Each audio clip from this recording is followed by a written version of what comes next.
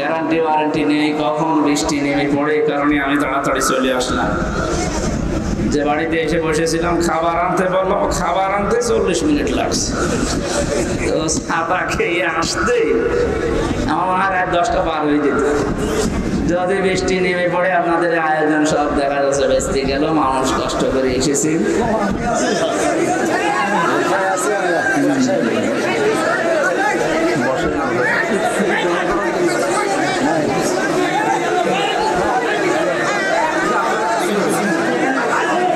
একটু পিছিয়ে গেলে মানুষগুলো ডিস্টার্ব করবে, হয় না এভাবে।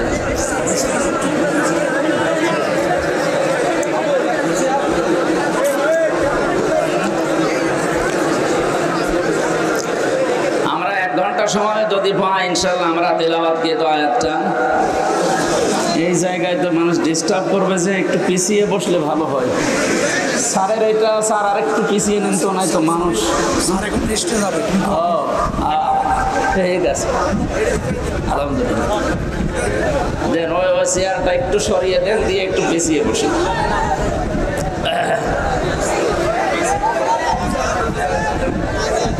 পিছিয়ে বসে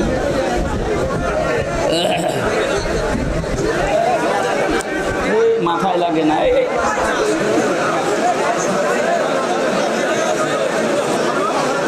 এটা একটু 2 আঙ্গুল সরিয়ে দিন।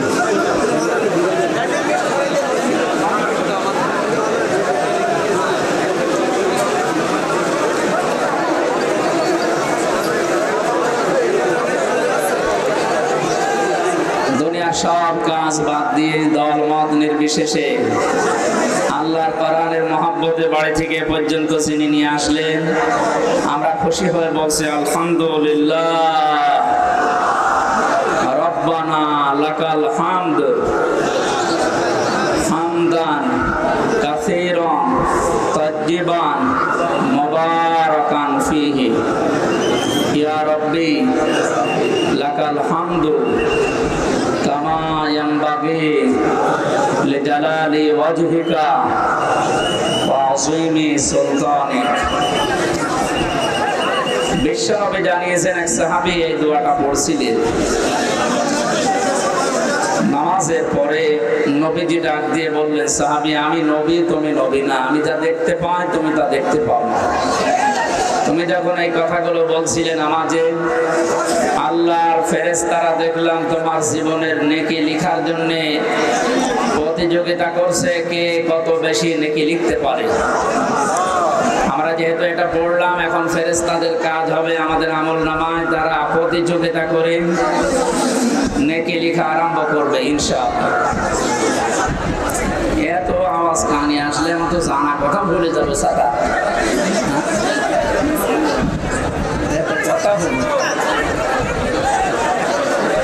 এমনি 3 বছর ছেলে থেকে কত কিছু ভুলে গেছি, আবার যতটুকু আছে এও তো এর আওয়াজ সব ভুলে যাচ্ছে।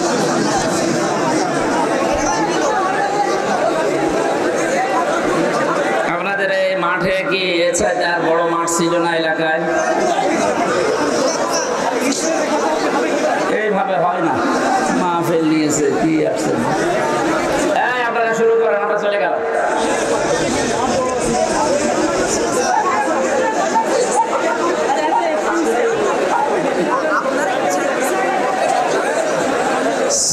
সুবহানাল্লাহ আলহামদুলিল্লাহ লা ইলাহা ইল্লাল্লাহ। আওয়াজ লাগবে আমার কানে আরো। সুবহানাল্লাহ আলহামদুলিল্লাহ লা ইলাহা ইল্লাল্লাহ লা ইলাহা ইল্লাল্লাহ মুহাম্মাদুর রাসূলুল্লাহ। আর একবার দরুদ শরীফ পড়বো, এর ভেতরে যদি আমার কানে আওয়াজ আসে আমি মোনাজাত করে বাড়ি চলে যাব। আল্লাহুম্মা সাল্লি আলা সাইয়্যিদিনা মাওলানা মুহাম্মাদ ওয়া আলা আলি সাইয়্যিদিনা মাওলানা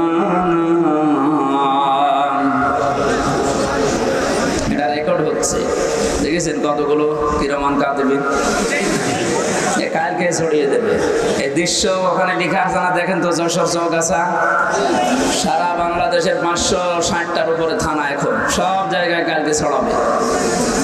আপনাদের দৃশ্য দেখে ওরা জানাবেন যে এই যশোরের মানুষ এমনি একটা ঝামেলায় আছে, আপনাদের জেলা কি যেন আছে চাকলা দাঁড়ানো তারে নেই।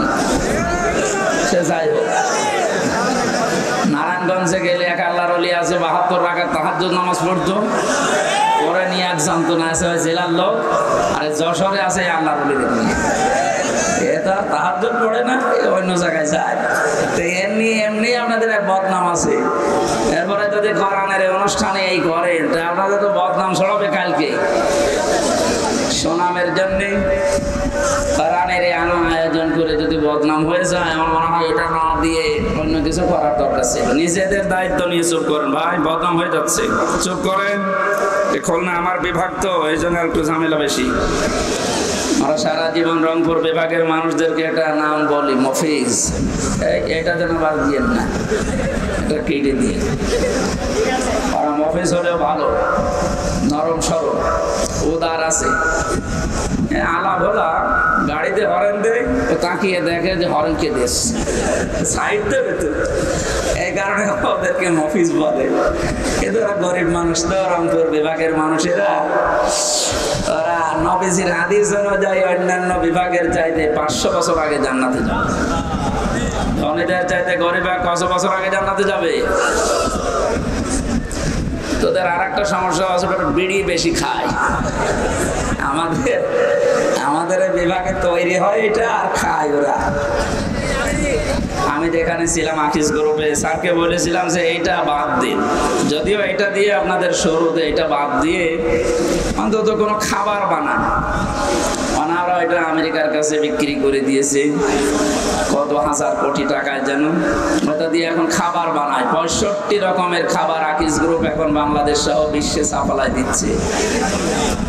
অনেকটা আফসোস করে বলেছিল যে জাতির লোকেরা, আকিস মিয়া, যে যতদিন পর্যন্ত আমি বিড়ি বানালাম ততদিন কেউ আমার ফতোয়া দিল না। যখন আমি মানুষের রোগ প্রতিরোধের জন্য, রোগ পরিষ্কার করার জন্য, রোগ ভালো হওয়ার জন্য একটা হাসপাতাল বানালাম, তখন যত রকমের ফতোয়া আমার পেছনে মানুষ দিতে আরম্ভ করেছে। যাই হোক, যে রকমের বদনাম ওই সমস্ত বিভাগের আছে, ওগুলো যেন আবার খুলনা বিভাগের গায়ে না লাগে। আপনারা নিজেরা দায়িত্ব নিয়ে না, আর কথা বলেন না ভাইরা, মানে যাই করেন দরকার এই মাহফিলের পরে আপনারা আমি 10 মিনিট সময় দেবো, মারামারি করবো, কারণ ক্যামেরা তো আর থাকবে না। আমরা একটু দেখবো কেমন পারে, কিন্তু কথা বলবেন না, কথা বলবেন না। পেছনে যারা দাঁড়িয়ে আছেন বসেন। আমরা কোরআনে প্রবেশ করছি, আর কোরআন কিভাবে মানুষের কাছে বলতে হয় এটার ধারণা আল্লাহ দিয়েছেন। আমার মন মতো বললে হবে? এটা কি মমতাজের কনসার্ট নাকি যে যা আছে সব জ্বলিয়ে দিলাম?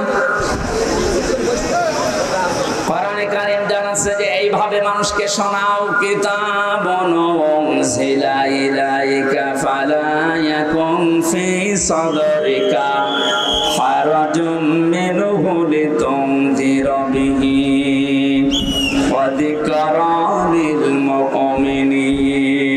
বলেন আল্লাহু আকবার। সূরা আরাফের 2 নম্বর আয়াতে আল্লাহ বলেন, হে নবী, এই যে একটা কিতাব, এটা আপনাকে আমি দিয়েছি, এটা শুধু সুমা খাবেন আর টাকের উপরে রেখে দেবেন। এদিকে তাকান। কোরআনকে আল্লাহ এই জন্য আমাদেরকে দিয়েছেন যে শুধু সুমা খাবেন আর মাথার উপরে রেখে দেবেন। জবাব দেন। এটা ক্লাস চলছে, ছাত্রের মতো বলবেন, এই জন্য দিয়েছেন। আল্লাহ পাক বলেন, হারাজুম মিনহু লিতুনদিরা বিহি, কোরআন প্রচার করবেন, মানুষের কাছে সতর্ক করবেন এইটা দিয়ে। কিন্তু একটা বিষয়, এই যে সাদরিকা আছে, কোরআন প্রচার করতে গিয়ে, তাফসীর করতে গিয়ে আপনার মনের ভেতরে যেন কোনো সংকীর্ণতা কাজ না করে, দ্বিধা, দ্বন্দ্ব, ভয়, ভীতি এগুলো আপনার কাছে যেন না আসে। কারণ কোরআন প্রচার করতে গেলে এরকম কিছু আসবে, এটা আমি আল্লাহ জানি। প্রয়োজন শব্দের ব্যাখ্যা পেয়েছি তাফসিরে আমি দুইটা।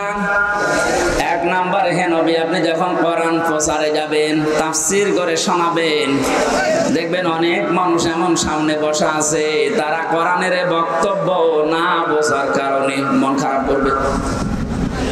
এ ধরনের মানুষ দেশে নেই। আল্লাহ যেটা বোঝাতে চাই, হয়তো ওর মেধা ওইরকম নেই, ওর মাথায় ওইরকম ব্রেন নেই, ও না বুঝে আন্দাজে এক ধারণা করে হয় মন খারাপ করে না চলে যায়। দ্বিতীয় নম্বরে, আবহমান কাল থেকে এই পৃথিবীতে এমন এমন নিয়ম নীতি ইসলাম মনে করে মানুষ পালন করছে যেটা আসলে ইসলামে নেই। আপনি যখন কোরআনের ব্যাখ্যা করতে যাবেন, ওইগুলো তো টিকবে না, ওগুলো সব বাদ চলে যাবে। এতদিন যারা ইবাদত মনে করে ওইটা পালন করছে, জীবনেও তারা আপনার কথা শুনবে না, আন্দাজে তখন আপনার প্রতি খারাপ ধারণা করবে। তখন বলবে এরা আল্লাহর ওলি মানে না, এরা পীর বুজুর্গ মানে না। কোরআনে কারিমে আল্লাহ আয়াতের পরে এই জন্যই এই শব্দগুলো এরপরে লাগিয়েছেন, ইত্তাবিউ মা উনজিলা ইলাইকুম মির রাব্বিকুম ওয়া লা তাত্তাবিউ মিন দুনিহি আউলিয়া ক্বালিলাম মা তাযাক্কারুন। ইত্তাবিউ বহু বচন দিয়েছেন আল্লাহ। ও যশোরবাসী, এ বাংলাদেশে যারা একামতে দিনের দায়িত্ব পালন করে, এ মানুষগুলো এই বিশ্বাস নিয়ে একামতের দিনের রাস্তায় এসেছে যে এই দায়িত্ব পালন করতে গিয়ে যত সময় যাবে আমি জান্নাতের দিকে এগিয়ে যাব। এটা অন্তত যারা করছে, তারা যদি নাও করে, আমি করি ব্যক্তিগতভাবে, দিন কায়েমের জন্য একামতে দিনের দায়িত্ব পালন করতে যে সময়টুকু অর্থ যা কিছু ব্যয় হবে, আমার মেধা যোগ্যতা বক্তৃতা সব আমাকে জান্নাতের দিকে এগিয়ে নেবে। এই জন্য একামতে দিনের দায়িত্ব পালন করছেন যারা, নিজেকে ছোট মনে করবেন না, হীনমন্যতায় ভুগবেন না। আমি গ্যারান্টি দিয়ে যেতে পারি, আপনাকে আল্লাহ কোনোদিন জাহান্নামে দেবে না। কারণ দিন কায়েম করার জন্য যারা চেষ্টা চালায়, ওদের আর যাই করুক আল্লাহ জাহান্নামে দেবে না। এটা তো আমি বানালাম। আল্লাহ পাক বলেন, হাল আদুল্লুকুম আলা তিজারাতিন তুমজিকুম মিন আযাবিন আলীম। ওহে যারা ঈমানের দাবি করো, আমি কি আমার একটা ব্যবসার কথা বলে দেব, যেটা করলে তোমাদেরকে জাহান্নামের আগুনে যাওয়া লাগবে না, যন্ত্রণাদায়ক আযাব থেকে আল্লাহ তোমাদের বাঁচিয়ে দেবে। এই ব্যবসার কথা বলতে গিয়ে আল্লাহ যে সমস্ত জিনিসের নাম দিয়েছেন, তার 3 নাম্বার এইটা। এই পৃথিবীতে আল্লাহর দিন কায়েমের জন্য যারা জান আর মাল দিয়ে চেষ্টা চালায়, আল্লাহ পাক বলেন যালিকুম খায়রুল লাকুম, এইটাই ভালো কাজ। আমি আজকে 500টা ভালো কাজের ব্যাখ্যা করার জন্য বাঘারপাড়ার খাজুরাতে বসেছিলাম, কিন্তু ওদের সময় কভার করেনি। একটা মাত্র ভালো কাজের ব্যাখ্যা ওখানে দিয়েছে। আল্লাহ যে আহসান ও আমালার কথা জানিয়েছেন, যে আমি ভালো কাজ তোমাদের কাছ থেকে দেখতে চাই। পৃথিবীতে আল্লাহর দৃষ্টিতে যত ভালো কাজ আছে, তার 1 নাম্বার কাজ হচ্ছে আনাকিমুদ্দিন, দিন কায়েম করা। কোরআন এরকম 500টা আছে। এটা আমাকে জেলখানার ভেতরে বাংলাদেশের জীবন্ত শহীদ এটিএম আজহারুল ইসলাম, ওনার কাছে অনেকগুলো বই দেখেছিলাম, ফাঁসির কন্ডেম ছেলে, মাঝে মাঝে আমার কাছে পাঠিয়ে বলতো যে হামজাকে দেবে, এগুলো যেন পড়াশোনা করে বাইরে মানুষদেরকে ডেলিভারি দিতে পারে। আল্লাহর ওই বান্দাকে আল্লাহ যেন দ্রুত আমাদের ভেতরে ফিরিয়ে দেন, বলেন আমিন। একটা জীবন্ত শহীদ লোকটা। যে সমস্ত মিথ্যা অপবাদগুলো দিয়ে ইসলামী আন্দোলনের একামতে দিনের দায়িত্বশীল মানুষগুলোকে দুনিয়া থেকে বিদায় করে দিয়েছে, পৃথিবী এখন প্রমাণ পাচ্ছে, দেখতে পাচ্ছে এগুলো পুরাটাই প্রতিহিংসা ফসল। এটাও তো বানালাম নাকি? শহীদ মীর কাশেম আলী, শহীদ আব্দুল কাদের মোল্লা রহমতুল্লাহ আলাইহে। গত কয়েকদিন আমি গিয়েছিলাম ফরিদপুরের মোল্লা সাহেবের কবরে। আমি ছোট থেকে বড় পর্যন্ত যতগুলো মানুষের সাথে গ্রামে মিশেছি, প্রত্যেকটা মানুষ বলছে না যাকে ফাঁসি দেওয়া হয়েছে এটা ওই কসাই কাদের না, ইনি আব্দুল কাদের মোল্লা। গোলাম মাওলা রনি সাহেব ওনার সাথে জেলে ছিলেন। রনি সাহেব এসে পৃথিবীর মানুষকে জানিয়েছে, মোল্লা ভাই আমাকে জানিয়েছে, রনি বাইরে যদি যেতে পারো, আমি তো আর যেতে পারলাম না, পৃথিবীর মানুষকে জানিয়ে দিও আমি কিন্তু কসাই কাদের না, আমি আব্দুল কাদের মোল্লা। যে অভিযোগে আমাকে অভিযুক্ত করে দুনিয়া থেকে ওরা বিদায় দিচ্ছে, আল্লাহর কসম আমি এই দোষে দোষী না। উনি কেন বলবে? আমি নিজেও তো বলছি। আমাদের 3টা বছর জেলে রেখেছিল, কয়েকদিন আগে আমার এই মামলা পড়া ওরা ঢিসমিস করে দিয়েছে, একেবারে বেকসুর খালাস দিয়েছে। তাহলে আদালত থেকে প্রমাণ পেয়েছে যে আমি নির্দোষ, আমার কোনো দোষ নেই। কথা বলে না কেন? এইটা মোবাইলটাও 3 বছর পরে ফেরত দিল।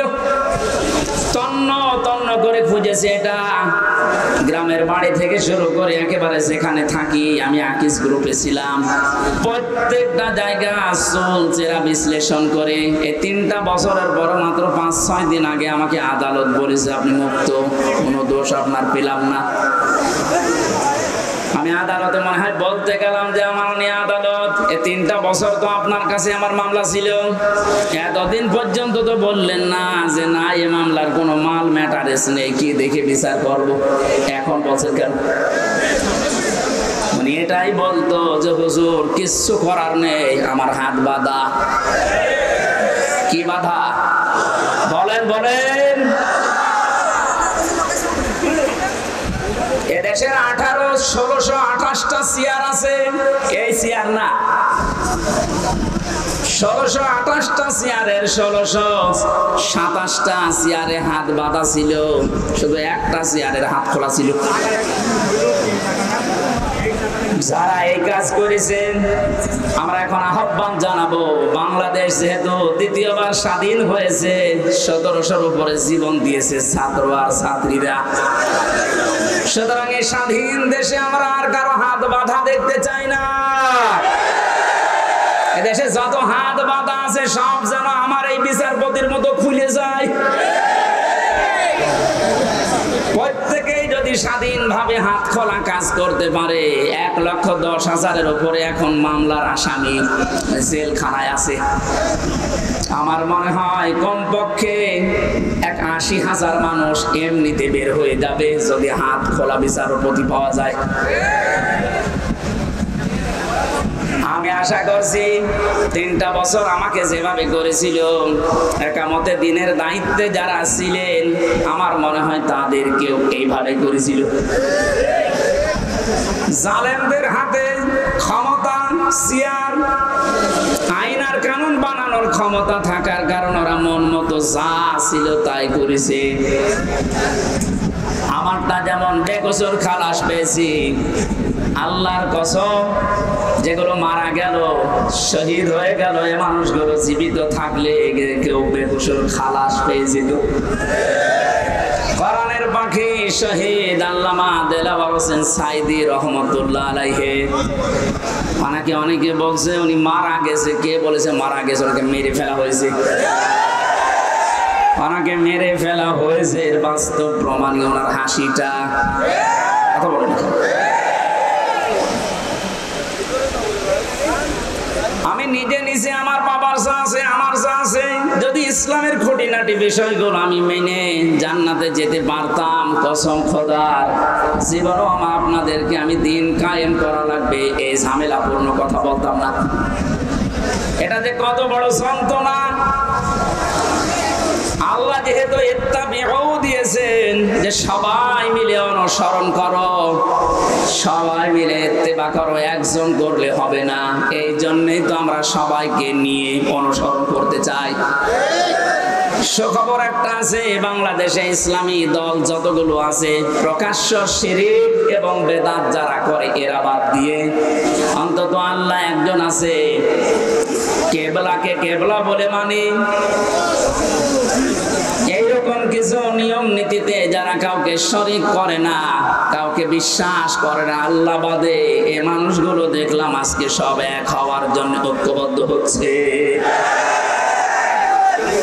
জালেমরা তো পালিয়েছে, মুনাফিক যারা এদের গায়ে অনেকের এখন আগুন লেগে গেছে, কারণ এরা চিন্তা করছে এভাবে যদি সব এক হয়ে যায়, আমরা 5 তারিখের পর থেকে যেভাবে শুরু করেছিলাম এই কাজও বন্ধ হয়ে যাবে। ওরা বুঝে ফেলেছে, এখানে আশা করছি যেভাবে এগিয়ে যাচ্ছে সবাই মিলে অনুসরণ করার জন্য ধর্ম বিষয়ক উপদেষ্টা যিনি আছে ডক্টর আফামা খালিদ হোসেন, আল্লাহ তার হায়াতে তার যে বাসিয়াতে করলিয়া বাড়িয়ে দেন, বলেন আমিন। ডক্টর চেষ্টা এবং ইখলাস যা দেখতে পাচ্ছি, আশা করছি ইসলামের সূর্যের সামনে আমরা এদেশে দেখতে পাবো ইনশাআল্লাহ। এই জন্য যারা আছি আমরা ছোটখাটো বিষয় নিয়ে মত পার্থক্য বাদ দেওয়া লাগবে। একটা হোস্টেলে 100 জন খাবার খায়, সকালের নাস্তা কলার পাউরুটি। 20 জন হোস্টেল ম্যানেজারকে আহ্বান জানিয়েছে যে স্যার এইটা যেন ঠিক থাকে। 80 জন বলছে না এটা আমরা আর খাবো না, আমাদেরকে দেন। কিছু কিছু ছেলেরা বলছে আমাদেরকে খিচুড়ি দেওয়া লাগবে সকালে, কেউ কেউ বলছে আমাদেরকে চিড়া দেওয়া লাগবে, কেউ কেউ বলছে আমাদেরকে রোল দেওয়া লাগবে। আর ওই যে 20 জন ওরা বলছে যা আছে ওইটাই আমরা চাই, কলা পাউরুটি। ম্যানেজার বলছে এভাবে হবে না, ভোট দেওয়া লাগবে, কিন্তু একবারে পাল্টিয়ে দিতে পারি না। ভোট দেওয়ার পরে দেখা গেল ওই যে আগে যে 20 জন আছে কলা আর পাউরুটি ওটা ঠিকই আছে, চিড়া যারা চেয়েছিল তারা 18 জন হয়েছে, যারা খিচুড়ি চেয়েছে তারা 17 জন, যারা রোল চেয়েছে তারাও 15 জন। এভাবে ভাগ ভাগ করতে করতে 20 পর্যন্ত আর চাইনি, আগে যা ছিল ওইটাই কায়েম হয়ে আছে। কি বসালাম বলেন তো? এদেশে 20 জন মাত্র এখন আগের যে সিস্টেম গুলো ছিল ওইটাই চালু রাখতে চাচ্ছে, কিন্তু আমরা এখন 80 জন পাল্টিয়ে গেছি। এই কথা বলছে, আমরা এই 80 জন মিলে এখন যদি এই ছোটখাটো বিষয় নিয়ে মত পার্থক্য করি, কিয়ামতের আগে আমরা 20-এর উপরে যেতে পারবো না। এই জন্য সব বাদ দেওয়া লাগবে। কার কয় কলি টপি, কার লম্বা টপি, কার জব্বা, কার সিরা, কে হাত বাঁধে, কে মোনাজাত করে, এগুলো সব বাদ দেন। আল্লাহ একজন আছে, রাসূল আমার নেতা, এই বিশ্বাসে যারা বিশ্বাসী তারা আমরা এখন 80 জন। আরো জোরে আমরা কোন বিষয় নিয়ে আর সামনে ঝামেলা যেন না করে। 80 জন যদি ঠিক থাকতে পারি, ভোট যদি 80টা এক জায়গায় পড়ে, ওরা তো 20 জন চালিয়ে আসছে আগে থেকে, কিয়ামত পর্যন্ত ওরা আর বাড়বে না, কারণ আমাদের বরদোয়া লেগে আছে। রাব্বিলা তাদার আলাল আরদি মিনাল কাফিরিনা দাইয়ারা ইন্নাকা ইনতাদারহুম ইউদিল্লু ইবাদাকা ওয়ালা ইয়ালিদু ইল্লা ফাজিরান কাফফারা। বলেন আল্লাহু আকবার। হযরত নূহ দোয়া করেছিলেন, মাবুদ বহু চেষ্টা চালিয়েছি 9.5 বছরে 900 বছর ধরে, এ মানুষ ভালো হয়নি, তোমার কাছে আমি শেষ পর্যায়ে বরদোয়া দিলাম, এদের আন্ডা বাচ্চা পর্যন্ত যেন জমিনে না থাকে, কারণ যেইটা থাকবে ওইটা দিয়ে তোমার বান্দাদেরকে এরকমরা বানাবে। আমরা এই 53 বছর কোরআনের পাখি প্রায় 50 বছর চেষ্টা চালিয়েছে, কিন্তু জালেমদের পরিবর্তনের কোন সুযোগ ওরা গ্রহণ করেনি। কথা বলে না কেন? চেষ্টা তিনি কম চালিয়েছিল। অধ্যাপক মতিয়ার রহমানও চেষ্টা চালিয়েছে, বহু কায়দায় উনি বুঝিয়েছে আপনাদের। কিন্তু 20 জনের যে অবস্থা, ও সারা জীবন কলা পাউরুটি যাবে, এই কথা বলছে না। 80 জন আমরা পরিবর্তন হয়ে এই পর্যায়ে এসেছি, আর ওরা সেই 20 জনই আছে। ও কিয়ামতের আগে আর পাল্টাবে না। কেন পাল্টাবে না? খাতামাল্লাহু আলা কুলুবিহিম ওয়া আলা সামিইহিম ওয়া আলা আবসারিহিম গিশাওয়া ওয়া লাহুম আযাবুন আযীম। আল্লাহ পাক বলেন, ওদের অন্তরে আমি মোহর লাগিয়ে দিয়েছি, ওদের কানের উপরে, ওদের চোখের উপরে পর্দা লাগিয়েছি। কঠিন যন্ত্রণাদায়ক আযাব ওদের জন্য রেডি আছে। কারণ এই পৃথিবীতে যারা আল্লাহর কালামকে অপমান করার চেষ্টা চালায়, তাদেরকে আল্লাহ হেদায়েত থেকে বঞ্চিত করে দেয়। হযরত আব্দুল্লাহ বিন মাসউদ রাদিয়াল্লাহু তাআলা আনহু কোরআনে কারীমের সূরা রহমান নাযিল হওয়ার পর বিশ্ব নবীকে জানিয়েছিলেন, হে নবী, আমারে অনুমতি দেন, আমি কাবার চত্বরে একটু তেলাওয়াত করি। আমার কণ্ঠটা খুব সুন্দর ছিল। ডাক দিয়ে বলেন, ঠিক আছে, মন খুলে দিয়ে পড়তে থাকো। সূরা রহমান হচ্ছে কোরআনে কারীমের সবচাইতে সুন্দর সূরা। তিনি তেলাওয়াত আরম্ভ করলেন, আর রহমান আল্লামাল কুরআন খালাকাল ইনসানা আল্লামাহুল বায়ান। তেলাওয়াত করছিলেন এভাবে, হঠাৎ আবু জেহেল শব্দ শোনার পরে এসে হযরতে আব্দুল্লাহ বিন মাসউদের কানের উপরে দিয়েছিলেন এক থাপ্পড়। কান দিয়ে গলগল করে রক্ত বের হয়ে ওই দিন থেকে তিনি চিরদিনের জন্য কালা হয়ে যান, আর শুনতে পাননি। এই যে বধির হয়ে গিয়েছিলেন কানে। বদরের ময়দানে আল্লাহ পাক কোরআনে কারীমের অপমানের শোধ নিয়েছিলেন। যখন আবু জেহেল ঠান্ডা ফ্রিজের মতো পড়েছিল মাছ আর মুহাফিজের বাড়ি খেয়ে, আব্দুল্লাহ বিন মাসউদ ওখানে যাবার পরে দেখলেন ঠান্ডা ফ্রিজ পড়ে আছে। বুকের উপর চড়ে বসলেন, ডাক দিয়ে বলেন, তা আবু জেহেল, তোমাকে আমি সময় দিলাম, এখনো পর্যন্ত মুহাম্মদুর রাসূলুল্লাহর কালেমাটা মেনে নাও। আমি নবীর কাছে সুপারিশ করব, বিশ্ব নবী তোমারে মাফ করে দেবে।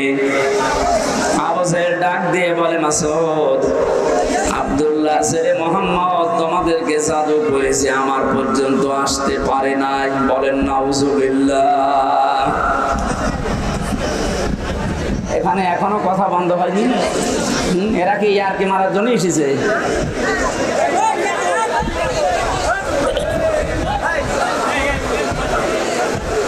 আমার ভাইরা, হযরত আব্দুল্লাহ বিন মাসউদ দৌড় দিলেন নবীজির রওজার কাছে।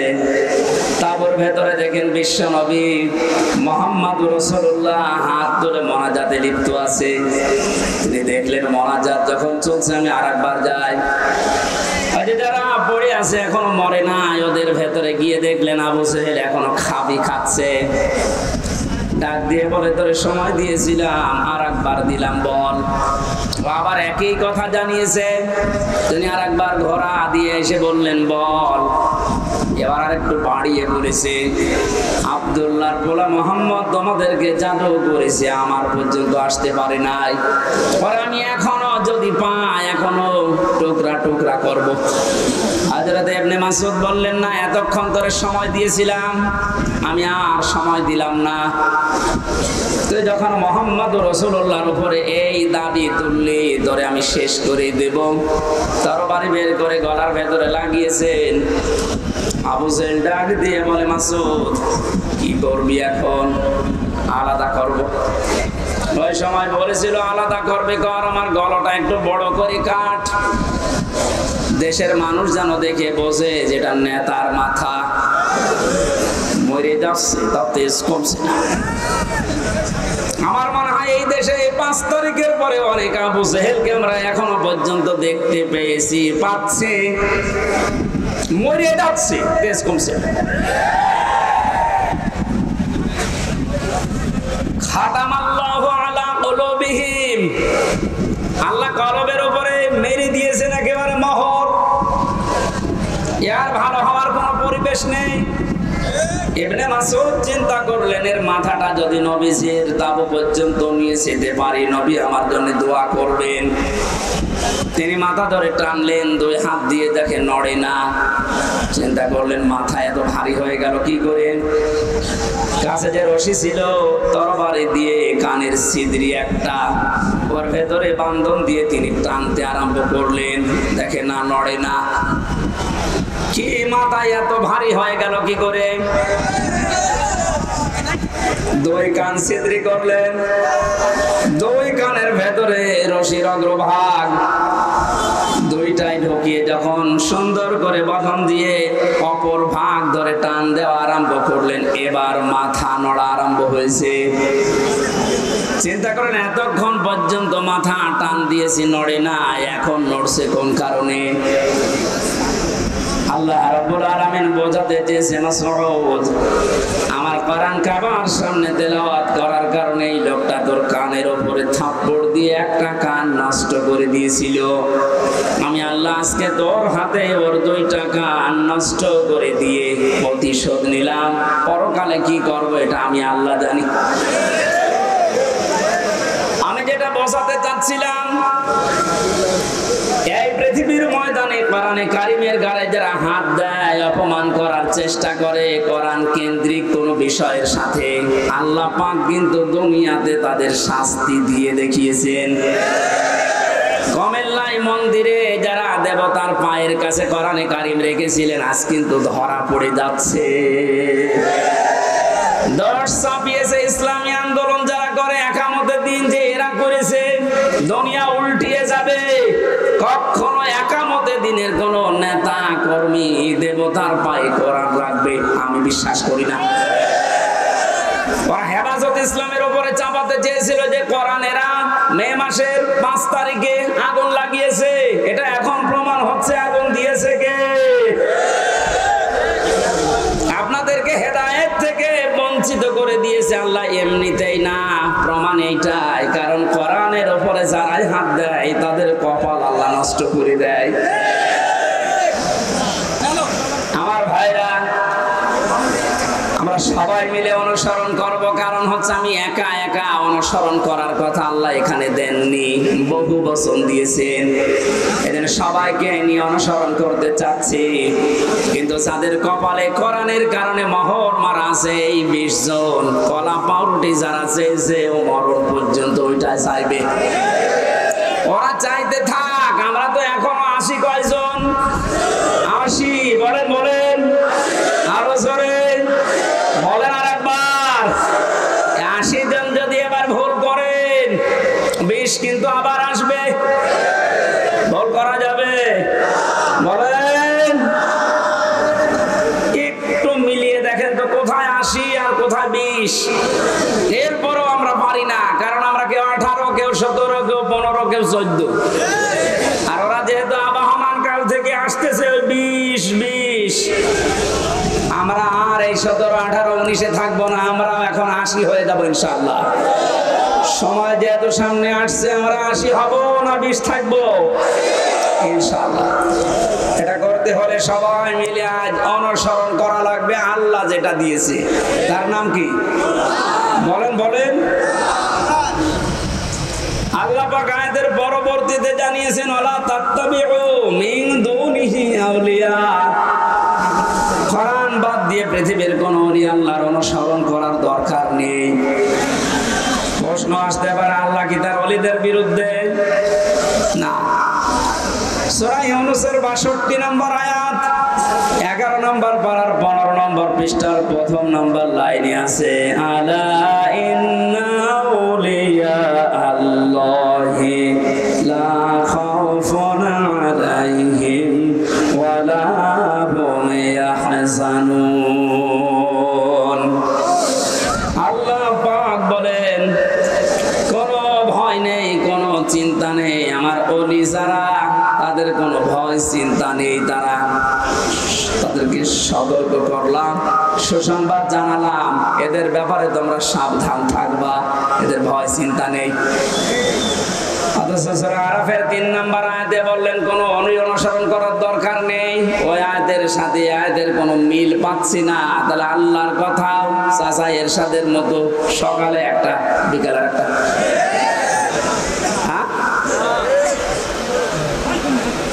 কোরআনে কারিমে আল্লাহ তো জানিয়েছেন লা মুবাদদিলা লিকালিমাতি, আল্লাহর কালামের কোনো পরিবর্ধন নেই। অথচ ওখানে বললেন ওলিদের কোনো চিন্তা নেই, আর এখানে বলছেন ওলি অনুসরণ করার দরকার নেই। মুফাসসিরিন ইকরাম লিখেছেন আয়াতের ব্যাখ্যা করতে গিয়ে আল্লাহ এই জন্যই ওলি অনুসরণ নিষেধ করেছেন।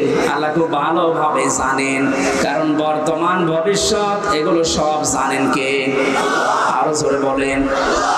সব যেহেতু তার নিজের জ্ঞানে আছে, উনি আগে জানতেন যে ভবিষ্যতে কিয়ামত পর্যন্ত আমার এমন বান্দা বান্দি দুনিয়ায় আসবে, আর আমি আল্লাহর চাইতে ওদের আব্বাকে বড় মনে করবে। এই জন্য আল্লাহ নিষেধ করেছেন কোনো আব্বার কোনো অনুসরণ করার দরকার নেই। আল্লাহ আফসোস করছেন যে আমার বক্তব্য শোনার পরে আমার কিছু বান্দা বান্দি ফিরে আসবে, অধিকাংশ গুলোই মুখ ফিরিয়ে চলে যাবে। বলেন নাউজুবিল্লাহ। এখানে কোরআন উপস্থাপনের যে ধরন আমরা শিখেছি আল্লাহর কাছ থেকে, আপনি হয়তো না বোঝার কারণে মন খারাপ করতে পারেন। 2 নম্বরে আল্লাহ যেটা জানাতে চেয়েছে ওটা আবাহমান কাল থেকে আসতেছে, আল্লাহর বক্তব্যের সাথে মিলছে না। এখন আপনি কি ওই বাপ দাদারটাই মেনে চলবেন না আল্লাহর বর্ণনা করাটা? এখানে আর একটা বিষয়, একটা মাসলা পাওয়া যায়। আজ যারা অন্ধ অনুসরণ করে ইসলামকে দিনকে মানার চেষ্টা চালাচ্ছেন এদেশে আছে, এই কারণে বলছি। পৃথিবীতে শুধু মুহাম্মদুর রাসূলুল্লাহ সাল্লাল্লাহু আলাইহি ওয়াসাল্লামকে বাদ দিয়ে কাউকে অন্ধ অনুসরণ করা জায়েজ নেই। কেন জায়েজ নেই? কারণ উসওয়াতুন হাসানা এই শব্দটা শুধুমাত্র মুহাম্মদুর রাসূলুল্লাহকে আল্লাহ দিয়েছেন। পৃথিবীর কাউকে আল্লাহ উসওয়াতুন হাসানা এটার গ্যারান্টি দেয়নি। লাকাদ কানা লাকুম ফি রাসূলিল্লাহি উসওয়াতুন হাসানা, অবশ্যই তোমাদের জন্য মহত্তম আদর্শ লুকিয়ে রেখেছি আমি আল্লাহ রাসূলুল্লাহর জীবনে। কার জীবনে? বলেন। আল্লাহকে এখানে বলতে পারতেন না যে আব্দুল্লাহ বিন মোহাম্মদ ইবনে আব্দুল্লাহ, তার জীবনের ভেতরে আমি লুকিয়ে রেখেছি। তার নাম তো আল্লাহ জানতেন, কেন তার নামটা এখানে উচ্চারণ না করে রাসূলুল্লাহ দিলেন? কারণ তিনি মুহাম্মদুর রাসূলুল্লাহ এই শব্দটা পেয়েছিলেন নবী হওয়ার পর থেকে। 40 বছরের আগ পর্যন্ত মানুষ তাকে আরব জাহানে বলতো আব্দুল্লাহ বিন মোহাম্মদ। আর 40 বছরে যখন তিনি কোরআন পেয়েছেন তখন শুধু আব্দুল্লাহ বিন মোহাম্মদ না, হয়ে গেছে রাসূলুল্লাহ। তাহলে অনুকরণ করা মুহাম্মদ ইবনে আব্দুল্লাহকে ফরজ না রাসূলুল্লাহকে ফরজ?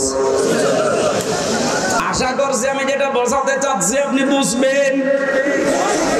এই বাংলাদেশ সহ বিশ্বের বহু জায়গায় আমি গিয়ে দেখেছি তারা আজ এখনো পর্যন্ত এই কথা বলছে আমরা নবীওয়ালা কাজ করি। আপনি আব্দুল্লাহ বিন মোহাম্মদ ইবনে আব্দুল্লাহ, তিনি যতদিন পর্যন্ত নবী হওয়ার আগ পর্যন্ত নামে মানুষ তাকে ডাক দিয়েছে, আপনার জীবনে এই কাজগুলো আছে। কারণ তিনি ওই সময় সত্য কথা বলতেন, ভালো কাজের আঞ্জাম দিতেন। কোন মানুষ যদি বিপদে পড়তেন সেখানে এগিয়ে যেতেন। এই কাজগুলো মুহাম্মদ ইবনে আব্দুল্লাহর জীবনীতে আমরা সিরাত ইবনে হিশামে সিরাত বিশ্বকোষের ভেতর থেকে পেয়েছি। কিন্তু তিনি যখন রাসূলুল্লাহ হয়ে গেছেন তার আপন চাচা আবু লাহাব পর্যন্ত জানের শত্রু হয়ে দাঁড়িয়েছে। এই বাংলাদেশ বাংলাদেশ সহ বিশ্বে আজ যারা বলেন আমরা নবীওয়ালা কাজ করি না, আপনি মোহাম্মদ ইবনে আব্দুল্লাহর কাজ করেন। রাসূলুল্লাহ নবীওয়ালা কাজ যদি কেউ দাবি করে, উনি যেমন রাসূল হওয়ার পর থেকে 63 বছর, এই 23 বছরে 82 বার টার্গেট হয়েছিলেন ইহুদিদের, আপনি অন্তত 82 বার না হলেও 2 বার তো হবেন। আপনাকে ইহুদি খ্রিস্টান মুশরিক সবাই ভালোবাসে, সবাই ভালো বলে, বুঝতে হবে আপনার কাজ এখনো রাসূলুল্লাহর কাজ হয়নি। এটা আমাদের অনুসরণ করা দরকার এখন থেকে। মুহাম্মদ ইবনে আব্দুল্লাহ না রাসূলুল্লাহ? আরো জোরে। আল্লাহ রাব্বুল আলামিন রাসূলুল্লাহকে অনুকরণ করার তৌফিক আমাদেরকে যেন দান করেন, বলেন আমিন। এখানে অনুসরণ করার জন্য 27টা পয়েন্ট আমি পেয়েছি তাফসিরে। বিশ্ব নবীকে অনুসরণ করা লাগবে এই কারণে, কুল ইন কুনতুম তুহিব্বুনাল্লাহা ফাত্তাবিউনি ইউহিব্বুকুমুল্লাহ ইলা আখির আয়াত। সূরা আলে ইমরানের 31 নম্বর আয়াতে আল্লাহ জানিয়েছেন, হে নবী, মানুষকে আপনি কথা বলেন যদি আল্লাহকে ভালোবাসিয়ে দাবি তারা করে, তারা যেন আপনার অনুসরণ করে। শব্দের দিকে খেয়াল করেন, ফাত্তাবিউনি, আমার অনুসরণ করো। এখন এই অনুসরণটা মাস্ট বি করাই লাগবে 1 থেকে 40 না 40 থেকে 63। এই সহজ কথাগুলো আপনি বুঝতে চান না, খালি ফতোয়াবাজি করেন কেন বলেন তো? 1 থেকে 40 বছর পর্যন্ত পৃথিবীতে কেউ যদি মুহাম্মদ ইবনে আব্দুল্লাহকে না মানে অনুসরণ না করে, সে জান্নাতে যাবে না। একটা হাদিস দেখায়, কোরআনের একটা আয়াত বলেন। কিন্তু মুহাম্মদ ইবনে আব্দুল্লাহ থেকে যখন রাসূলুল্লাহ হয়ে গেছেন, আমরা সবাই এখানে জানি উনি রাসূল হয়েছিলেন কত বছর বয়সে? আরো জোরে বলেন। 40 থেকে 63। কত? এই 23 বছরের 1 সেকেন্ডও যদি কেউ না মানে, সে কাফের। ফতোয়া নতুন করে বানানো লাগবে? আল্লাহর কোরআন জানিয়েছে রাসূলুল্লাহকে অনুসরণ করা মাস্ট বি ফরজ। ওমা আতাকুমুর রাসূল, আল্লাহ কিন্তু ওমা আতাকুম মুহাম্মদ ইবনে আব্দুল্লাহ দেননি। শব্দগুলো একটু খেয়াল করে পড়তে পারেন না? ওমা আতাকুমুর রাসূল, তোমাদের কাছে রাসূল যা নিয়ে এসেছে, ফাখুযুহু, ওটা আঁকড়িয়ে ধরো। ওমা নাহাকুম আনহু ফান্তাহু, আনহু মারজা রাসূলুল্লাহর দিকে। তোমাদেরকে রাসূলুল্লাহ যা নিষেধ করে ওইগুলো ছেড়ে দাও। আত্তাকুল্লাহ, আল্লাহকে ভয় করো। ইন্নাল্লাহা শাদীদুল ইকাব, অবশ্যই আল্লাহর আযাব বড় কঠিন। এবার আসেন তো আয়াতের মূল শিক্ষায়। বিশ্ব নবী মুহাম্মদুর রাসূলুল্লাহ আমরা সবাই স্বীকার করে নিচ্ছি যে উনি হয়েছিলেন 40 বছরে, না জন্মের পরেই? আরো জোরে বলেন। ওনাকে অনুসরণ করা লাগবে কি মুহাম্মদ ইবনে আব্দুল্লাহ হিসাবে না রাসূলুল্লাহ হিসাবে? রাসূলুল্লাহ হিসাবে অনুসরণ করলে এখানে ফাত্তাবিউনি দিয়েছেন। আল্লাহকে ভালোবাসিয়ে দাবি যদি করে থাকো, এখানে ইহুদি খ্রিস্টান বৌদ্ধ 4500 ধর্মের লোকেরা আছে, প্রত্যেকেই তার দেবতা বলেন, ভগবান বলেন, গড বলেন, যাই বলেন, সবাই কিন্তু বোঝাতে চায় কাকে? বলেন বলেন। কিছু রূপক জিনিস হয়তো তারা বানায়, কিন্তু আসল কিন্তু আল্লাহ। আপনি হিন্দুদের বিপদে পড়লে দেখবেন রূপক যে 12 মাসে 13 পূজা করে, 33 কোটি দেবতা ওদের, একটা রূপক পূর্ণ বিশ্বাস ওদের নেই। ওদের বিশ্বাসও একজন আছে। আমার তো অনুষ্ঠানগুলো ভারতে বেশি থাকতো আগে, 17, 18, 19 সালে আমি ভারতেই বেশি ছিলাম। দেখেছি ওই সমস্ত জায়গায় বিপদে পড়লে হিন্দু ড্রাইভার আমার যে চালিয়ে নিয়ে যেত কলকাতায়, ও বেটা হিন্দু মানুষ, ভগবানকে ডাকা বাদ দিয়ে বিপদে পড়লে, চরম বৃষ্টি যখন, তখন বলছে ওপরওয়ালা একজন আছে। আমার বাস্তব জীবনে আমি দেখেছিলাম চরমনায় বরিশালে যখন ছোটবেলায় যেতাম, সময় তো ব্রিজ ছিল না, নৌকায় যাওয়া লাগতো, লঞ্চে যাওয়া লাগতো। একবার ওঠার পরে দেখি বিশাল ঝড় উঠেছে। আমরা যারা মুসলমান পড়ছি লা ইলাহা ইল্লাল্লাহ লা ইলাহা ইল্লা আনতা সুবহানাকা ইন্নী কুনতু মিনাজ জালিমিন। সামনে দেখলাম দাদা আর দাদি বসে আছে হিন্দু, ওরাও পড়ছে লা ইলাহা ইল্লাল্লাহ। বললাম দাদা চেহারা দেখে মনে হচ্ছে অন্য ধর্মের, মুসলমান হয়েছেন কবে? বলছে না মুসলমান হয়নি, কালেমা পড়লেন। যে ঝড় উঠেছে ও কালী দুর্গার কাজ না, আল্লাহ লাগবে। ওরাও জানে যে একজন আছে, কথা বলেন ঠিক কিনা? যে যে ধর্মে তার নতুন নতুন রূপক অর্থে বানিয়ে নিয়েছে, কিন্তু আসল একজন আছে, এ কথা সবাই যেহেতু বলছে, আল্লাহ এই কথাই জানাতে চাচ্ছেন। তোমরা যারা বলো আল্লাহ তোমাকে ভালোবাসি, তোমাকে আমরা মহব্বত করি, আল্লাহ বলছেন এই কথার দাবি পূরণ করার জন্য ফাত্তাবিউনি, আমার রাসূলের অনুসরণ করা লাগবে। কি করা লাগবে? এবার আমার প্রশ্ন, এখানে যারা জ্ঞানী মানুষ তাদের কাছে, এই অনুসরণ কি আংশিক না পূর্ণাঙ্গ? আরো জোরে বলেন। আজ এই বাংলাদেশ সহ বিশ্বের বহু মুসলমানেরা, আমি যে সিঙ্গাপুর মালয়েশিয়া কয়েকটা রাষ্ট্র ঘুরে আসলাম এই 15-20 দিন আগ থেকে, বাস্তবতা দেখেছি হাজার হাজার লক্ষ লক্ষ আমাদের মতো মুসলমান আংশিক কিছু মানা কিছু অনুসরণের মাধ্যমে ওরা মনে করছে আমরা নাজাত পেয়ে যাব। অথচ ফাত্তাবিউনি, আমার অনুসরণ করো। আমরা সবাই স্বীকার করছি অনুসরণ আংশিক না, এটা পূর্ণাঙ্গ। নাকি আংশিক? তো অপরাধ আছে, জামবন না দিয়ে জনু বহু বছর দিয়েছেন। আপনি যদি অনুসরণ করা আরম্ভ করেন, আপনার জীবনে 2টা পুরস্কার আল্লাহ দেবে। যত অগণা ছিল পেছনে সব আল্লাহ রাসূলের অনুসরণের কারণে মাফ করে দেবে। 2 নম্বরে আল্লাহ পাক যদি কাউকে মাফ করে দেয়, তার জন্য বানানো জান্নাত দেবে। এই কথা মানেন তো? এবার আসেন আমার মূল শিক্ষাটাই। এই বাংলা সহ বিশ্বের যত মুসলমানেরা আজ আমরা আংশিক অনুসরণ করে মনে করছি যে না আমরা আল্লাহর ভালোবাসা মহব্বত পেয়ে গেছি। আপনি হয়তো নামাজে রাসূলকে মানেন, রোজাতে রাসূলকে মানেন, হজ করতে গিয়ে রাসূলের অনুসরণ মতো হজ করেন, যাকাত দিতে গিয়ে রাসূলুল্লাহর অনুসরণ করেন, বিশ্বনবী যে বিচার করেছিলেন কোরআন দিয়ে সেইটাই আপনি আর রাসূলকে মানেন না, তখন মেনে নিয়েছেন ব্রিটিশকে। আরো আসতে বলেন, আপনার অনুসরণ কি আংশিক হয়েছে না পূর্ণাঙ্গ? আংশিক অনুসরণের মাধ্যমে আল্লাহর মহব্বত ভালোবাসা পাওয়া যাবে না, আর আল্লাহর মহব্বত যদি পাওয়া না যায় জান্নাতও যাওয়া যাবে না। কারণ আল্লাহ ইউহিব্বুকুমুল্লাহ দিয়েছেন, এটা মজারে বর্তমান ভবিষ্যৎ প্রেজেন্ট ফিউচার। কোন মানুষ যখন পূর্ণাঙ্গ অনুসরণের জন্য সিদ্ধান্ত নিয়ে লেগে পড়বে, আল্লাহ পাক বলেন আমিও তাকে ভালোবাসা শুরু করব।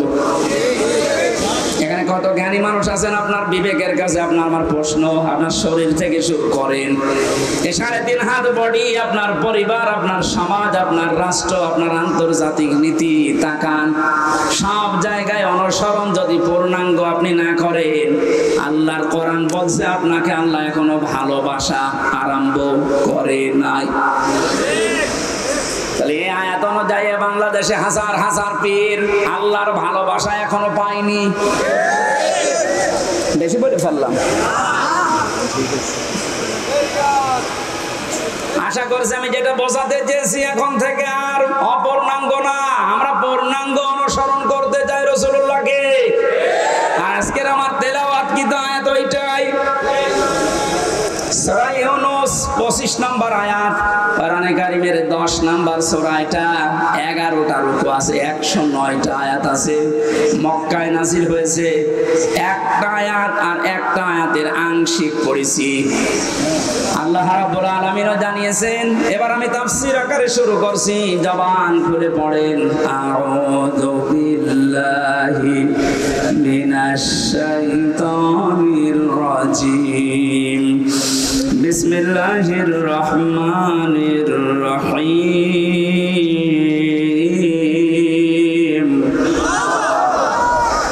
আল্লাহু ইয়াদউ ইলা দারিস সালাম।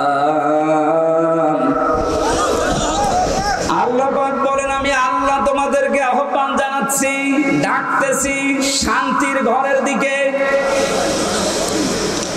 আজ বাংলাদেশ বৈষম্য বিরোধী ছাত্র আন্দোলনের মাধ্যমে যে 9টা দফা দিয়েছিল, ওই দফাগুলো একটা একটা করে একটু পড়ে দেখেন। আমি তো মিলিয়ে দেখেছি এই আয়াতের বাস্তব প্রতিফলন ওই 9টা। আমি ওগুলো সব নোট করেছি একটা একটা করে, আপনি মিলাবেন এখন থেকে। যারা আছেন যেখানে দাঁড়িয়ে বসে শুয়ে খুব অ্যাক্টিভ, আল্লাহ পাক বলেন, আমি তোমাদেরকে ডাকি আমার শান্তির ঘরের দিকে। তাম বাংলাদেশের এই 56,000 বর্গ মাইল মনে করেন একটা ঘর। এটা কি? আরো জোরে বলেন। আল্লাহ যে ঘরের দিকে ডাকতেছে ওই ঘরের নাম জান্নাত। ওই ঘরের নাম কি? জান্নাতের যে দরজা আমরা নাম শুনি, জান্নাতের দরজা 8টা না 100টার উপরে আমি কোরআনে পেয়েছি।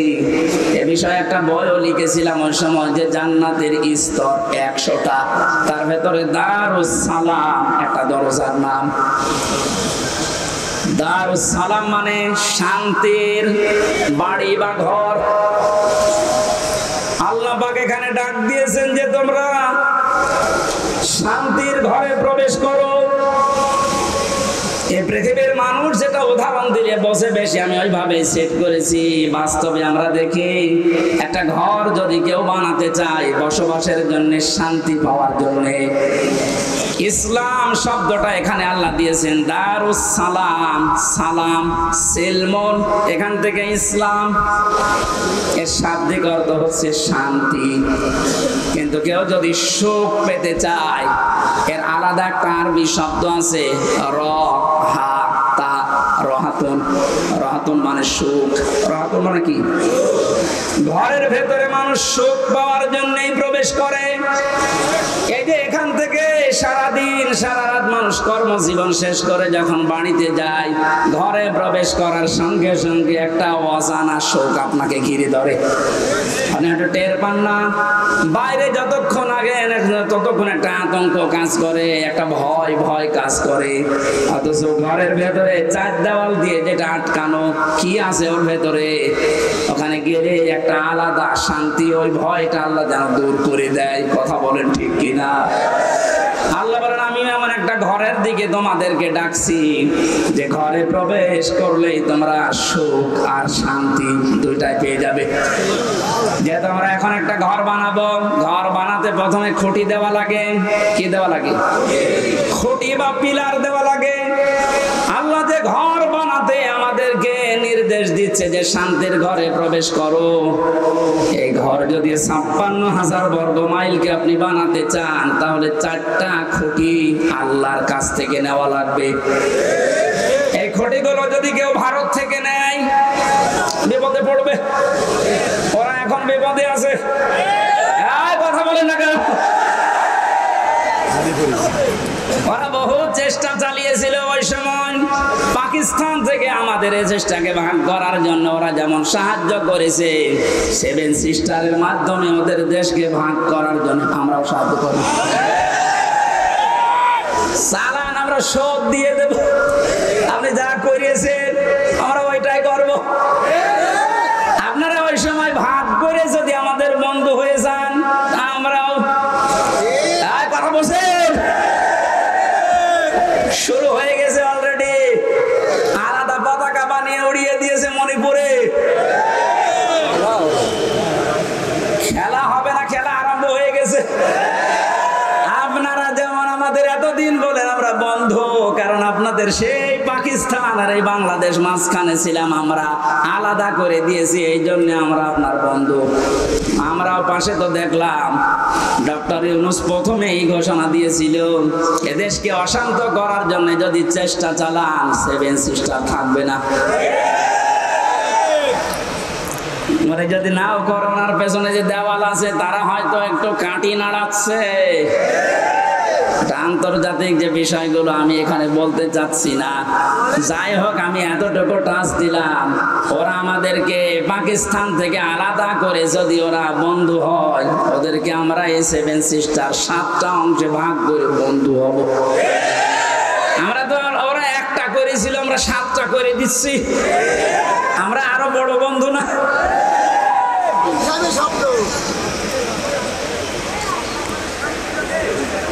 যশোরবাসী এবার খেয়াল করেন, না আমরা শুধু ভারত থেকে না, চীন থেকে না, রাশিয়া থেকে না, আমেরিকা না, কারো কাছ থেকে খুঁটি নিতে চাই না। আল্লাহ যে খুঁটি দিয়েছে শান্তির ঘর বানাতে, আমরা ওই খুঁটি নেব। আমার কথার অর্থ বোঝার চেষ্টা করেন, খুব খেয়াল করে শুনবেন। আমি কোরআনে কারীম থেকে পেয়েছি, 1 নম্বরে আল্লাহ পাক বুনিয়াল ইসলাম আলা খামসিন শাহাদাতি আল্লাহ ইলাহা ইল্লাল্লাহ। এই যে হাদিসটার ভেতরে 5টা বিষয় আছে, তার 4টা খুঁটি আমি সেট করেছি। নামাজ, রোজা, হজ আর যাকাত, এই 4টা খুঁটি মজবুত ভাবে গেড়ে দেওয়া লাগবে। খুঁটি থাকলে হয় না। ঘরকে শান্তির ঘর বানাতে হলে বেড়া দেওয়া লাগে। কথা বলেন না কেন? কোরআনে কারীম থেকে আমি বেড়া বের করেছি 4টা। 1 নম্বরে বেড়া, 1 নম্বরে বেড়ার নাম হচ্ছে রাজনীতির বেড়া। এটা যেহেতু চলছে এখন দেশে, এটা পরিষ্কার করা লাগবে। 4টা বেড়া দিতে হয়, চারদিকে দেওয়াল দেওয়া লাগে। 1 নম্বর দেওয়াল তুলতে হবে রাজনীতির দেওয়াল। এটা অলরেডি আরম্ভ হয়ে গেছে এখন। যেহেতু আমরা শান্তির ঘর চাই, আর পৃথিবীতে শান্তির ঘরের দেওয়াল দিতে হলে রাজনীতি, এটা লেনিনের কার্ল মার্ক্সের না, রাজনীতি নেওয়া লাগবে রাসূলুল্লাহ। এবার রাসূলুল্লাহর রাজনীতি কি? এবার তাকান, সূরা নিসা 5 নম্বর পারা 6 নম্বর পৃষ্ঠা 9 নম্বর লাইনের 59 নম্বর আয়াতের প্রথম অংশে আছে।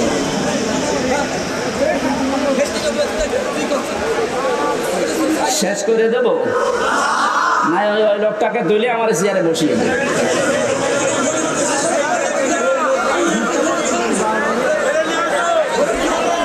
সুবহানাল্লাহ, আলহামদুলিল্লাহ, লা ইলাহা ইল্লাল্লাহ। সুবহানাল্লাহ, আলহামদুলিল্লাহ, লা ইলাহা ইল্লাল্লাহ। মাইকের আওয়াজ আর বাড়া, গলা ব্যথা করছে। সুবহানাল্লাহ, এই দেখলেন? হ্যাঁ, এটা রওশনের সাথে মাইকের কে তো বদনাম করে দেবো। এখন আওয়াজ দিচ্ছেন না? আমার গলাটা নষ্ট করার জন্য ধান্দা আছেন না? আপনার আওয়াজ থাকতে আওয়াজ না বাড়িয়ে রেখে দিয়েছেন কোন কারণে? সুবহানাল্লাহ, আলহামদুলিল্লাহ, লা ইলাহা ইল্লাল্লাহ।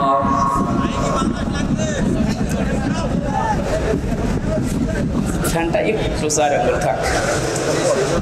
লা ইলাহা ইল্লাল্লাহ মুহাম্মাদুর রাসূলুল্লাহ।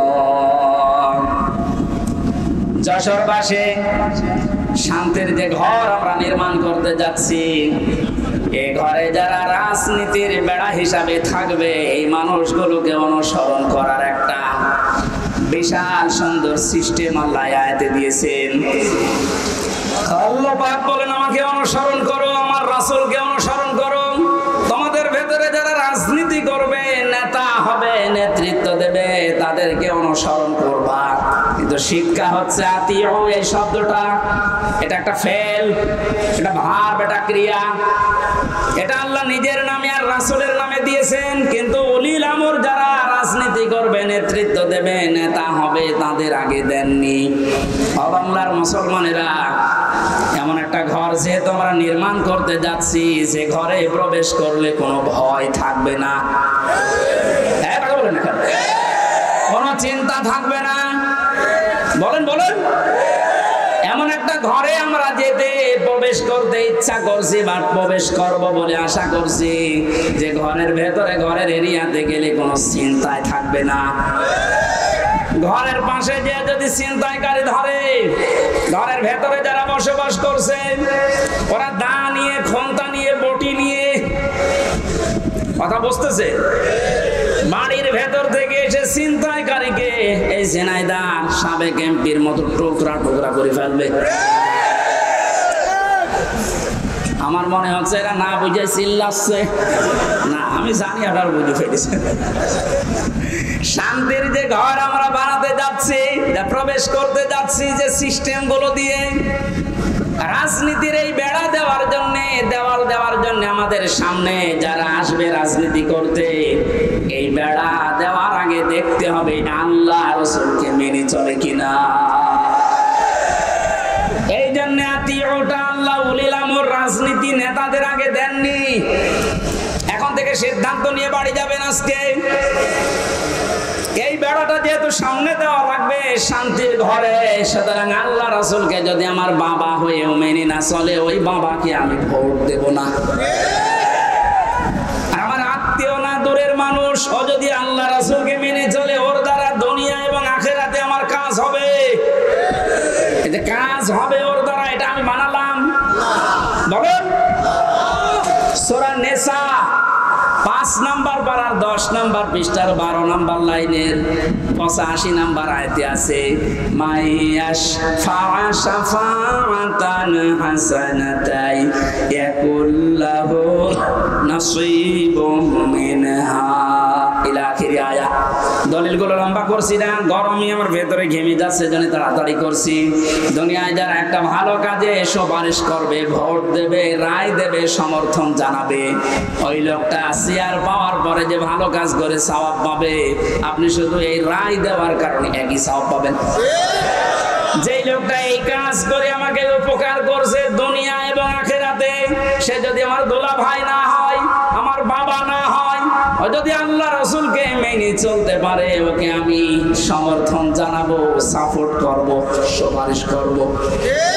কারা এই মতের সাথে রাজি আছেন দেখে লিল্লাহি তাকবীর।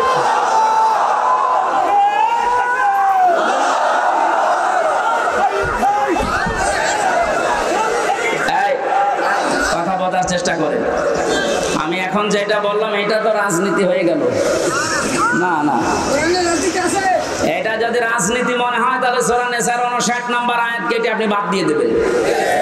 আমি ব্যাখ্যায় এইভাবেই পড়েছি, মারিফুল কোরআন নিয়ে আসেন, ওখানে ভয়ঙ্কর ট লেখা আছে। আমানাত বহুবচন, এই শব্দের ব্যাখ্যায় ভোট, রায়, সমর্থন, সুপারিশ এগুলো লেখা আছে। আপনি তাফসীর মাহফিল লিখে দিয়েছেন, আমি শব্দের ব্যাখ্যায় যদি ওই শব্দগুলো না বলি, শুধু আমানত বলি, আপনি তো বুঝবেন না। আর আপনি যদি বোঝেনও না বোঝার ভান করে থাকবেন। এখন আর ভান করার অভ্যাস আছে? 5 তারিখের আগে ছিল, এখন আর ভান করার অভ্যাস নেই। যা পড়ি ওইটাই বলি ইনশাআল্লাহ। আগে তো এই যশোরে যাওয়ার জন্য সে কুষ্টিয়া ঘুরে আসতাম, এখন একেবারে সরাসরি চূড়ামন কাটি দিয়ে। রাজনীতির বেড়াটা ঠিক করবেন আশা করছি। 2 নম্বরে বেড়ার নাম পেয়েছি আমি সমাজনীতি, 3 নম্বরে পরিবার নীতি, 4 নম্বরে আন্তর্জাতিক যে নীতিটা আছে এটা। এবার আমি 3টা বেড়ার কথা বললাম, পারিবারিক নীতির যে বেড়া, আমি ব্যাখ্যায় যাব। আর কয়েকটা জিনিস লাগে ঘর বানাতে। আমরা দেখি শুধু বেড়া দিলে ঘর হবে না, ছাউনি দেওয়া লাগবে, চাল দেওয়া লাগবে, ছাদ দেওয়া লাগবে। গ্রাম্য মানুষ যারা ঘর বানায় 4 চালা ঘর, এদিকে একটা, এদিকে একটা, ওইদিকে একটা, এইদিকে একটা, চাল লাগে কয়টা? আমি কোরআনে কারীম থেকে 4টা চাল বানিয়েছি। 1 নম্বরে ইমানের চাল। যদি কেউ শুধু ছাদ দিতে চায়, পুরা ইমানটা দিয়ে ঢেকে দিলেই সম্ভব, আর অসুবিধা নেই। যদি 4টা চাল কেউ দিতে চায়, কোরআন জানিয়েছে সৎকর্মের চাল দেওয়া লাগবে, যুদ্ধনীতির চাল দেওয়া লাগবে, সমাজনীতির চাল দেওয়া লাগবে।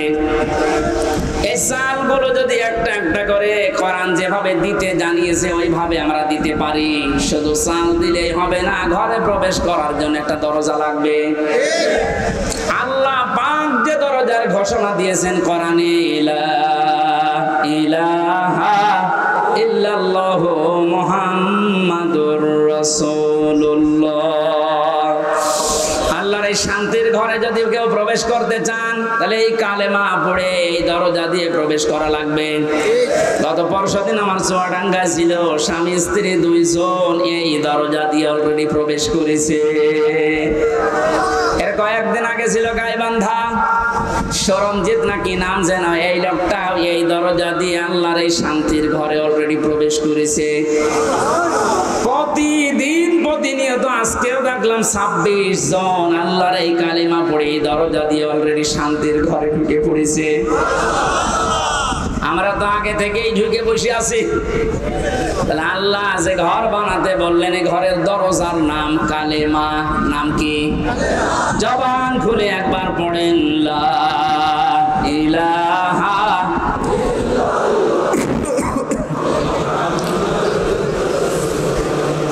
ঘরে এবার প্রবেশ করছি যারা, এ ঘরে প্রবেশ করতে হলে আংশিক পা দিয়ে আর এক পা বের করে রেখেছি, শান্তিতে থাকতে পারবেন। দরজা দেওয়া লাগবে না।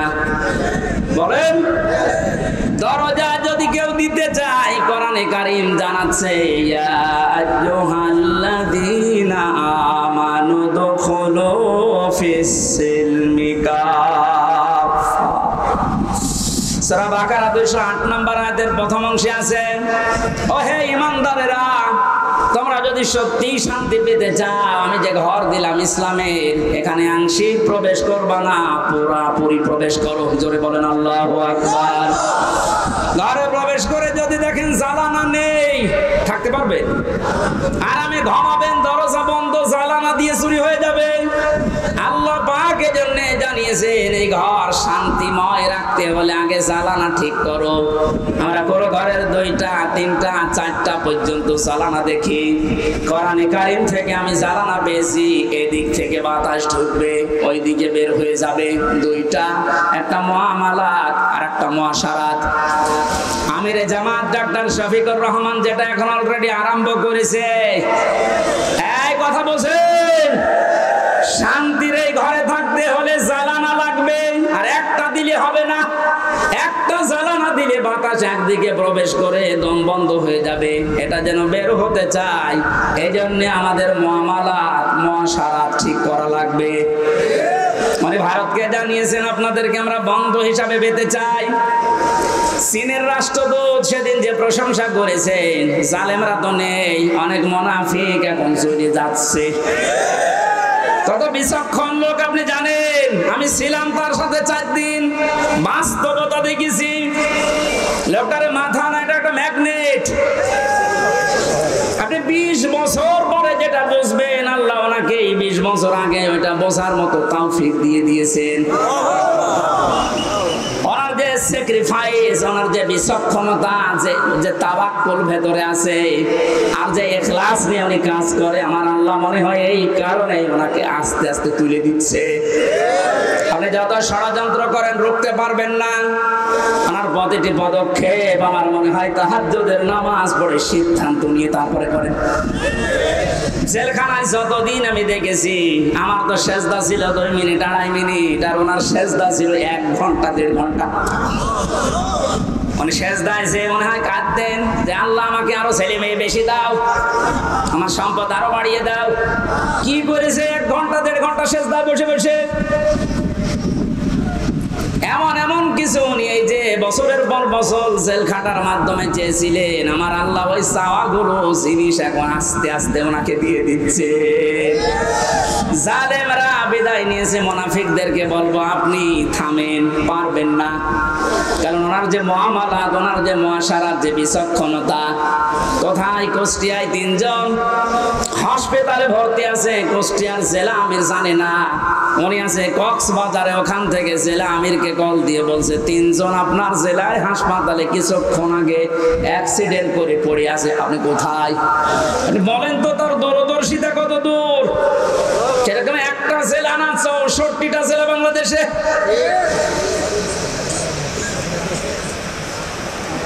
শুধুমাত্র জ্বালানা দিলেই হবে না, আন্তর্জাতিক যে জ্বালানাগুলো আছে উনি ঠিক করার জন্য চেষ্টা চালাচ্ছে।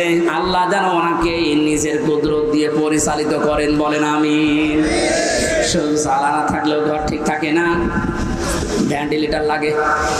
কথা বলছেন এখানে?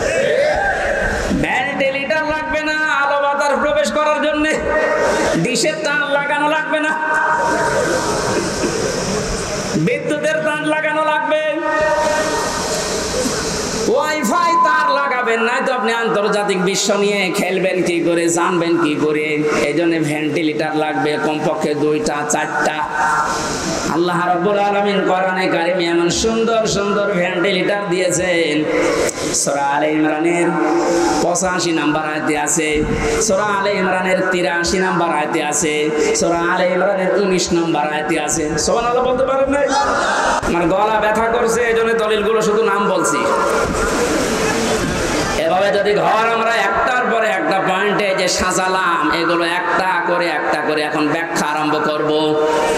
আমার যে প্রথম ঘরের খুঁটির পরে যে চাল আমরা দিয়েছিলাম, নামাজের ব্যাখ্যা, রোজার ব্যাখ্যা, হজের ব্যাখ্যা, যাকাতের ব্যাখ্যা, একটা করে খুঁটির ব্যাখ্যা দিলে এরকম 4 দিন লাগবে। আপনারা এগুলো কম বেশি জানেন, এই জন্য এই খুঁটিগুলো আমার বলার দরকার নেই। কয়েকটা চালের কথা, কয়েকটা বেড়ার কথা, দেওয়ালের কথা আমি বলছিলাম। তার ভেতরে একটা রাজনীতির বেড়া আমরা ঠিক করব তো ইনশাআল্লাহ। বাস্তবে যে দেখবেন আল্লাহ রাসূলকে মানি না, ও আমার পীর হলেও ওরে মানি না, আমার বাবা হলেও মানি না, আমার ভাই হলেও মানি না। আল্লাহ রাসূলকে মেনে চলে ও যদি এখানে বাড়ি না, আমার আত্মীয় না, কারণ এই বেড়া আমার দেওয়া লাগবে। এরপরের বেড়ার নাম পারিবারিক জীবনের বেড়া। এ বেড়ায় হাজারো মানুষের আমাদের ঠিক নেই, এখানে অনেক আলেম পর্যন্ত আছে। আমি বাস্তবে দেখেছি তাদেরও পরিবারে খাস পর্দা হয় না। আমি শপথ নেওয়ার জন্য গত 8 তারিখে 8 দিন আগে আমির জামাত এসেছিল কুষ্টিয়ায়, আমার ডেট ছিল ওই দিন। 120টার উপরে আমার প্রশ্ন করেছি পারিবারিক জীবন নিয়ে, যে প্রশ্ন করেছিল প্রায় 17-18টা। সারা দেশে আমি ওয়াজ করে বেড়াচ্ছি, সারা দেশে আমি ঘর চাইয়ে বেড়াই, অথচ আমার ঘরে টিন নেই। আমার যেগুলো প্রশ্ন করেছে মিথ্যা তো বলা যাবে না, বাস্তবে একেবারে সত্য মিলিয়ে দেখলাম না, মিলছে না। রকম মানে যে খুঁটি নির্ভর করা যায় এমন জিনিস, সেটা আসলে আমারে হয়নি। পারিবারিক জীবনের যে আসল খাস পর্দা, ওটা 100 ভাগ এখনো আমার আসেনি। আমারে বলছে হবে না, দিন পাল্টিয়ে দিলাম, আবার 9 দিন পেছিয়ে দিয়েছি। আমার মতো একটা নাম করা হুজুরের যদি এই অবস্থা, বাকিগুলো আল্লাহ জানে। আমাদের পারিবারিক জীবনের যে পর্দাটা, এটা অনেকে নফল মনে করে, অনেকে গুরুত্ব দিতে চায় না। আজকে আমি এখানে আসার পরে যে বাড়িতে বসেছিলাম, বাড়িওয়ালা তার বউ, মেয়ে, বেটার বউ সব নিয়ে আসতেছে, হুজুর দেখবে। এটা তো হালকা জায়েজ আছে।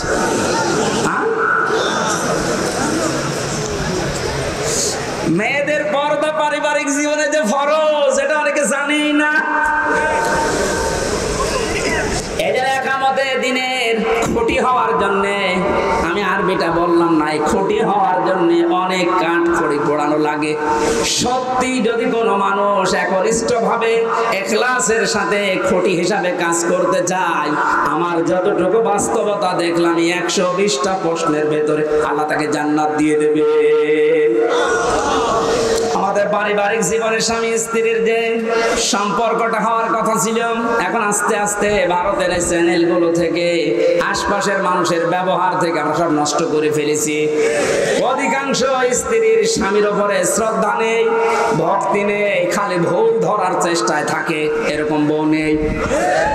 আর আসতে বলেন, পৃথিবীতে যত খারাপ স্বামী হোক, ফেরাউনের মতো এত খারাপ স্বামী কারো কপালে জুটেছে? নিজের স্ত্রীর হাতে ব্রেক লাগিয়েছে, পায়ের ভেতরে ব্রেক লাগিয়েছে, কপালের ভেতরে শলাকা দিয়েছে, মাথার উপরে গরম তেল ঢেলে দিচ্ছে। হযরতে জিবরাইলকে আল্লাহ বললেন, জান্নাতটা নিয়ে ধরো আমার এই বান্দির সামনে। হযরতে আসিয়া জান্নাত দেখার পরে বলতে পারতেন, আল্লাহ তুমি আমার মরণ দিয়ে জান্নাতে প্রবেশ করাও।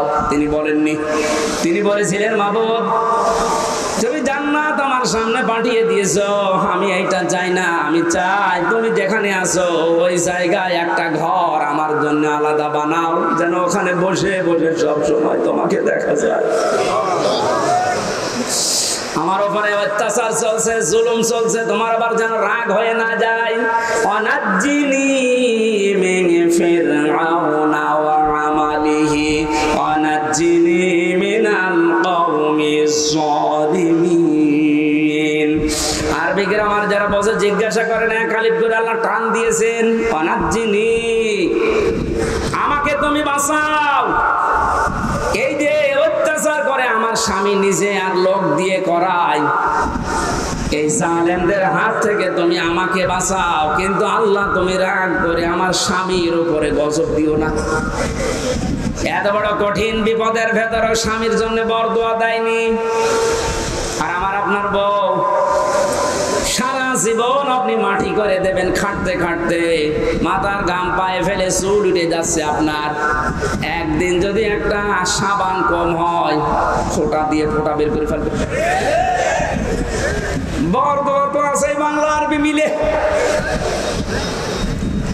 না। আমরা এরকম পারিবারিক জীবন চাই না। বিশ্ব নবী মুহাম্মদ রাসূলুল্লাহর স্ত্রীর দিকে তাকান, তার পারিবারিক জীবন কেমন ছিল। হযরত আয়েশা বলেন, মুহাম্মদ রাসূলুল্লাহ আমার স্বামী, তাকে আমি গোসল করাতেছিলাম, হঠাৎ রক্ত আর পানি প্রবাহিত হয়ে যাচ্ছিল। নবীজি বললেন, আয়েশা, পানির ভেতরে রক্তের মতো লাল কি দেখা যায়?